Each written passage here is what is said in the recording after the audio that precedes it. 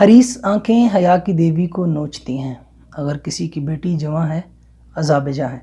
دوستو، جو آج ایک واقعہ رپورٹ ہو رہا ہے، ہم دیکھ رہے ہیں، یہ ایکچولی کل کا واقعہ ہے، بڑا دل خراش ہے، اور لاہور میں جو ہوا بہت تکلیف دہ ہے۔ ہر ذی شعور شخص جو دل میں درد رکھتا ہے وہ اس کا درد محسوس کر رہا ہے۔ ہر ماں بہن بیٹی والا اس درد کو محسوس کر رہا ہے۔ تو وہ عورت جو ہے سنیں فرانس سے آئی تھی اور اپنے بچوں کو لے کے آئی تھی، اور پاکستان، اسلامی جمہوریہ پاکستان کو اپنا وہ سمجھ رہی تھی کہ میرا ملک ہے، ایک اسلام کا گہوارہ ہے، اسلام کے نام پہ بنا ہے، اور اب حالات بہتر ہو گئے ہیں۔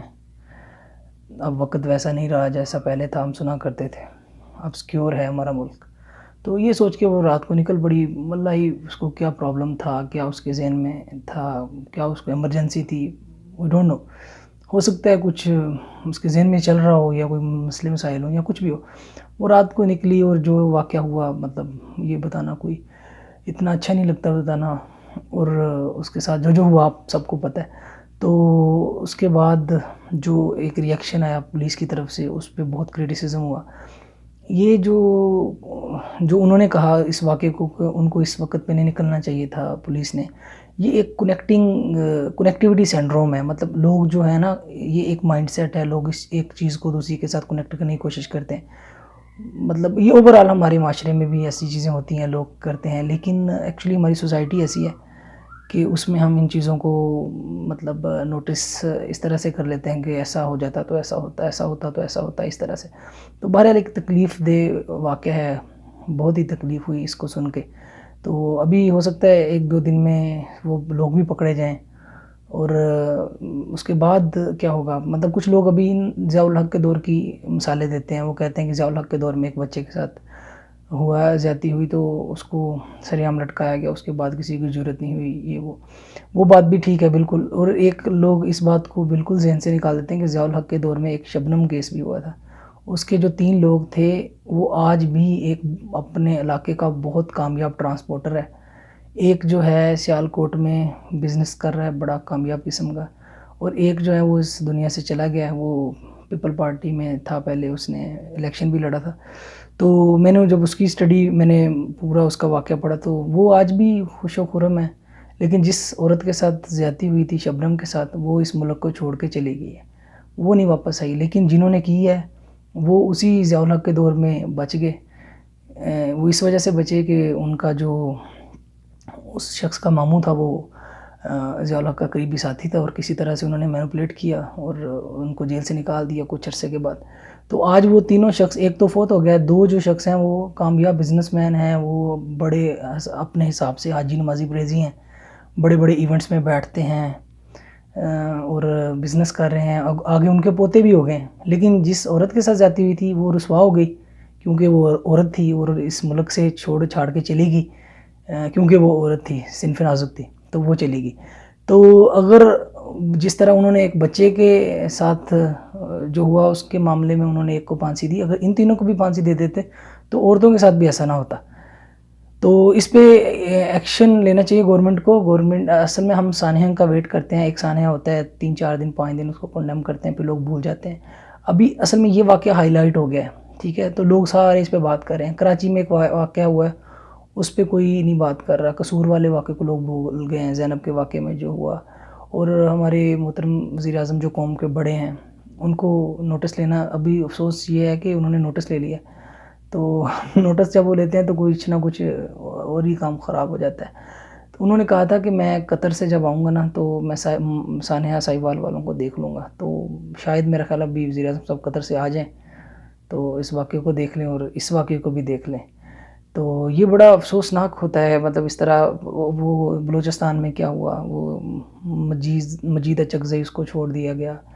پشاور میں 3 دن پہلے کیا ہوا، اس کو ایک خواجہ سرا کو گولیاں ماری گئیں۔ یہ واقعات کی نا ایک لسٹ ہے، روز ایک نیا واقعہ ہوتا ہے، ہم روز بھول جاتے ہیں، روز ایک نیا واقعہ ہوتا ہے، ہم روز بھول جاتے ہیں، پھر ہم اگلے سانحے کا ویٹ کرتے ہیں، پھر اس کے بعد 2-3 دن اس پہ مزاحمتیں آتی ہیں، ٹی وی شو کو ہوتے ہیں، پولیس وہ کرتی ہے، وزیر اعظم صاحب نوٹس لیتے ہیں، لیکن ہوتا آخر میں کچھ بھی نہیں ہے، کچھ بھی نہیں ہے۔ اس واقعے میں جو ایجنسیز انوالو تھی فرینزک کے لیے، اور دوسرے تیسرے جو پولیس ڈپارٹمنٹ کے لوگ تھے، وہ کہہ رہے تھے کہ اس عورت کی حالت اتنی نگفتہ بے تھی، اتنی پریشان حال اور اتنی خراب حالت تھی کہ ہم الفاظ میں اس کو بیان نہیں کر سکتے. وہ کہتے اتنی خراب حالت تھی کہ وہ رو رہی تھی، چیخیں مار رہی تھی، اور ہمیں بھی تکلیف تھی کہ ہم اس کا کیا ٹیسٹ لیں، کیا مطلب سیمپل اس کا کلیکٹ کریں ڈی این اے کے لیے. ہمیں کہتے ہم شرم سے ڈوب مر رہے تھے کہ یار یہ کیا ہو گیا.